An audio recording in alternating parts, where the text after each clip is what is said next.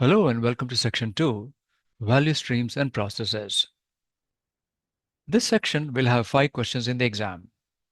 These questions will be a mix of understanding and application questions. And given that Section 1, which is key concepts of the practice, and Section 2, Value Streams and Processes, each have 5 questions in the exam of the 20. So these two make up a significant portion of the exam questions, so 10 of the 20 questions. However, the previous section key concepts had only understanding questions, but here we have both understanding as well as application questions. The process questions, if any, would be understanding type, and the value stream questions, if any, would be application type. I'm saying if any because we do not know how many would be process and how many would be value stream questions. Essentially, we're going to understand the two processes in this practice.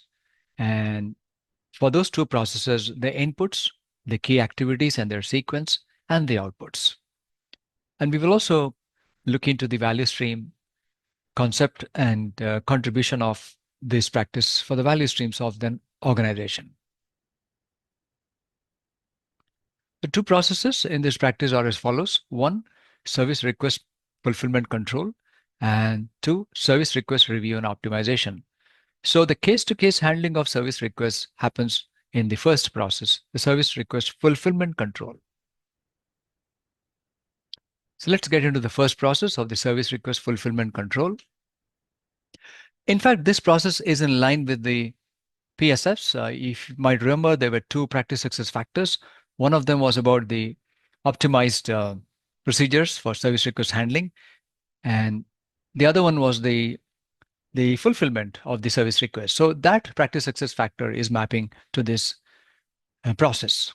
And then the second process that we will see maps to the first PSF, which was about the optimized procedures.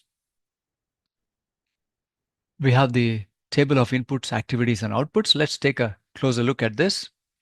There are some inputs here to fulfill service request, and therefore logically we would need the service request queries from the users and the service request models for the request handler to understand how to handle that request, then procedures, that is, and service level agreement so that the personnel is aware of the expectations of the customer and their users, and the fulfillment actions, records, and inputs. And these are the current record of the service request. And let's understand why that is so in a couple of minutes. The activities are to categorize the request first, then initiate the request model and control, which means to initiate the fulfillment of the request. And then we also have ad hoc fulfillment control, which is about handling certain exception type of requests. We will see what that is about after a little while. And then fulfillment review once the request has been fulfilled. Therefore, the key outputs would naturally be the fulfilled service request and the associated fulfillment action records and reports and the user satisfaction surveys that are done towards the fulfillment end of the fulfillment. So if you notice carefully, the fulfillment action records and inputs are both an input and output. It's not mentioned in the guide, meaning the guide does not explain every input and output. It only explains the activities. But so we need to use our own interpretation for the inputs and outputs. Most of them are logical, but this particular entry, fulfillment action records and reports, is to check whether either whether a similar request was fulfilled through the model earlier that can describe the procedure, or more important, it will be the record of the current request that was already initiated, but now it is about tracking the progress of that. Because this is fulfillment control process, so this process will run from the beginning until the end of the fulfillment. Therefore, the associated service request record will be active until the fulfillment and the completion of the fulfillment review. This is the workflow. This is based on the BPM notation, business process management notation. We don't have to be familiar with it. It's available on the internet. There are many sites that explain it. And we have these symbols here. For example, this symbol is a message symbol. It's meaning it's an input coming to one individual. So it's a user coming into a personnel of the service desk and through phone call or whatever, and they are already made a request. Now, remember that the service desk practice gets the initial input from the user and it will categorize it into either an incident or service request or something else. Once that categorization has been done by the service request practice using its own processes there, then if it is a request category, then it will come to this process as an input. Therefore, you might recollect the one of the inputs here was service request query. So it's already coming in as a request query. Therefore, the first step here, request categorization, is to categorize that request query into a certain type of request. For example, a software, hardware, or something else, document, etc. Then the next step is to begin the fulfillment, and that is called the service request model initiation and control. Now, note carefully there's a difference between the process name and this activity name. The process name is very similar, service request fulfillment control, and this activity name, the second activity of that process is service request model initiation and control. This is where the actual fulfillment begins. And then we have after that ad hoc fulfillment and control. Ad hoc means for exception cases. Therefore, we see the arrow coming from the top. The moment the request has been categorized, for example, it could be an access request or a documentation request or a software, hardware, whatever, it can directly jump to no appropriate model from the top and come to ad hoc fulfillment. What that means is there is probably no procedure on how to handle this unique request, which is not documented clearly. There might be some documentation, but it will become an exception to consult somebody or to do something about it. And we'll take a look at that with a clearer example when we go through the details of each step. But that's what ad hoc fulfillment control really means. It's to handle exceptions. Now, we also see that even after the second step, service request model initiation and control, we see the arrow going to ad hoc fulfillment. But this is not necessary always because the arrow has already come from the top. But sometimes after initiating the fulfillment process or the procedures or steps, it's possible that a practitioner may struggle to really understand what is expected. And then it can go to an exception. For example, there might be a request to ask for a specific version of a license, and the request was initiated and it started going through its processing. But then the person who is actually going to deploy the or fetch the license at least might figure out that this version number doesn't exist. So what do we do now? Should we procure it for the user, or we just tell them that this version doesn't exist or we don't have it? And therefore, that can again trigger the ad hoc fulfillment control, and then it goes to fulfillment review, which is the last step. Now, ad hoc fulfillment control is nothing but a series of steps to handle the request through the exception mode. Then eventually the fulfillment review to check whether the fulfillment happened correctly as per expectation and to learn any lessons for improvement. And therefore, if there is no ad hoc fulfillment control as a third step, we can see that the downward arrow from the second step can directly jump to the fulfillment review. And then at the end of this process, there'll be service request records and certain reports. It can be periodic report, or it can actually be a report about a specific request. There is some detail required about it. So let's go through each of these steps of this process. First, request categorization. So through the service desk practice process, where there's a process named user query handling, there it will finish that process and come here with a request as an input. And then here as a first step in this process, in this practice, the request categorization is the first activity. Here, all the prerequisites will be checked, user eligibility will be checked, and there are two columns here shown towards the right side. One is the manual fulfillment, and the last on the right side is the automated fulfillment. So there are different models for the manual fulfillment and the automated fulfillment. So in the manual one, the first step is to receive the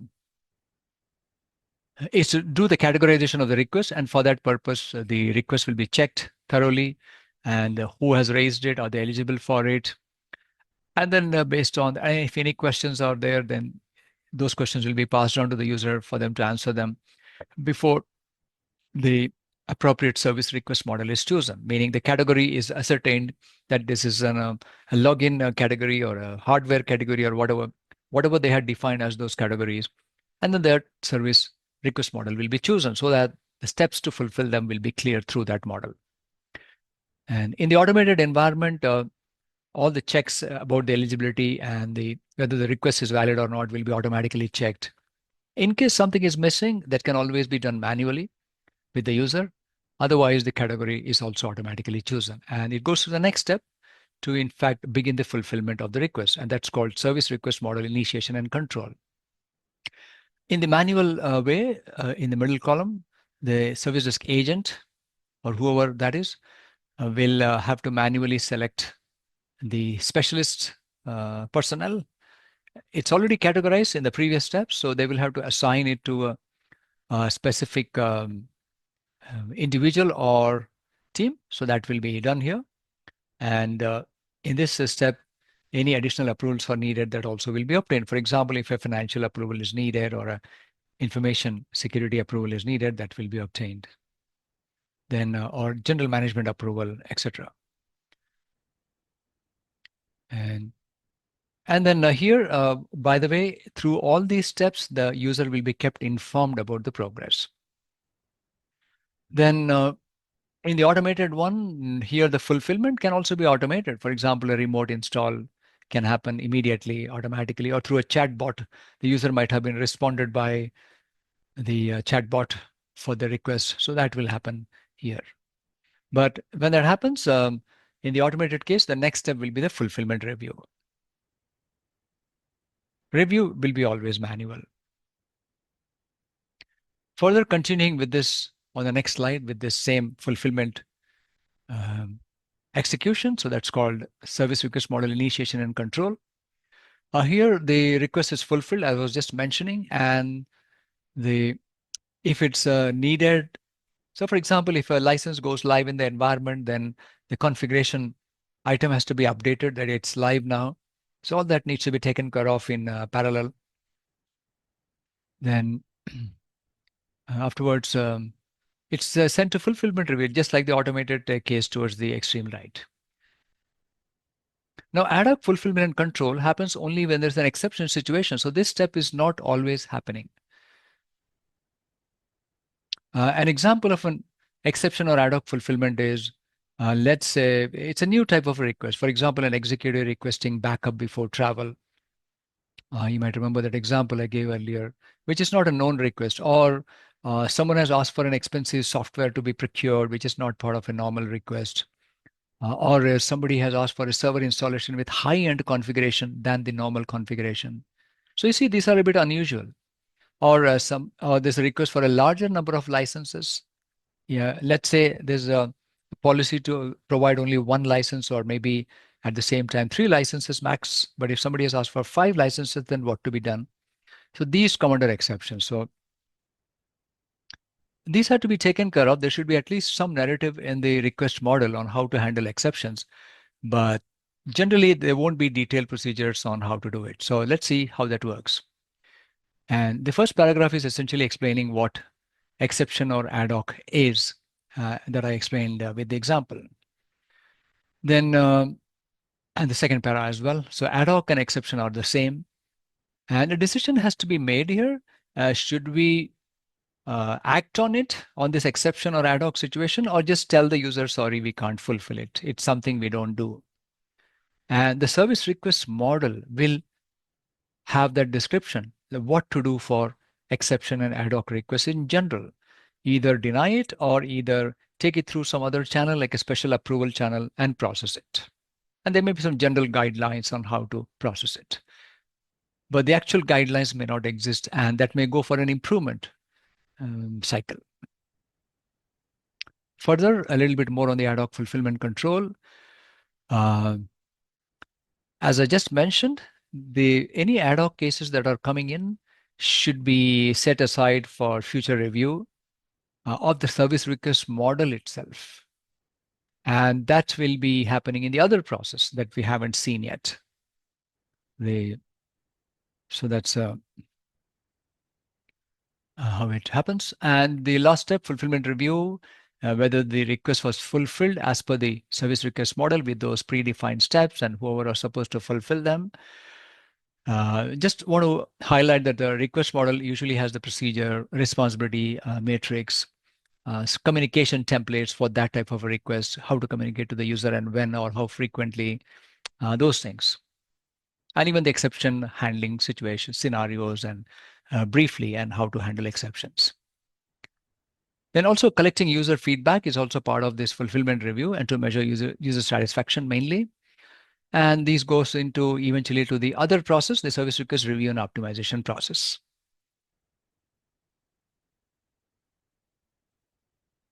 Next, we have the service request review and optimization process. This is similar to the first PSF that we had earlier in section 1, that was about the optimization PSF. So this process is mainly focused on the continual improvement of service request models and meaning how to manage them, how to execute them. So improvements on that. Therefore, this process should be done regularly. It should be can be also be triggered by the user survey results as well. So here we see a lot more inputs. And the activities are 3 here, and there are just a few key outputs. So because it's a review and optimization process, let's look at the outputs first. The outputs are the updated service request model and possibly updated service request procedures and working instructions as part of the model. Remember, the model will have not only procedures, but also responsibility matrix, escalation approach, and method, that is communication templates for that request type, etc. Even metrics, for example. So the key inputs are several here.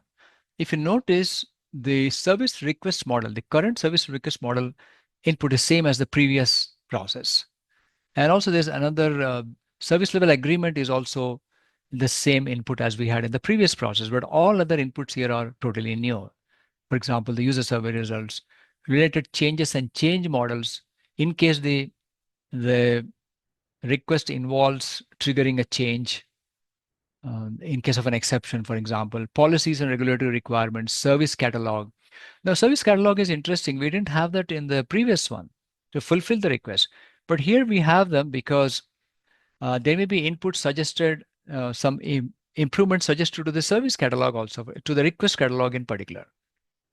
And therefore, some comparison may be needed with the existing request catalog within the service catalog. Then service IT asset information, CMDB, the configuration information, capacity and performance information. These can be some useful inputs to correlate the service request processing in general, how that's been happening with the support of information coming from these other databases. And if any improvements are needed to these other inputs, those can be suggested to those practices as well. Or maybe this practice is not utilizing that information properly, and those improvements can be done in this practice of service request management itself. For example,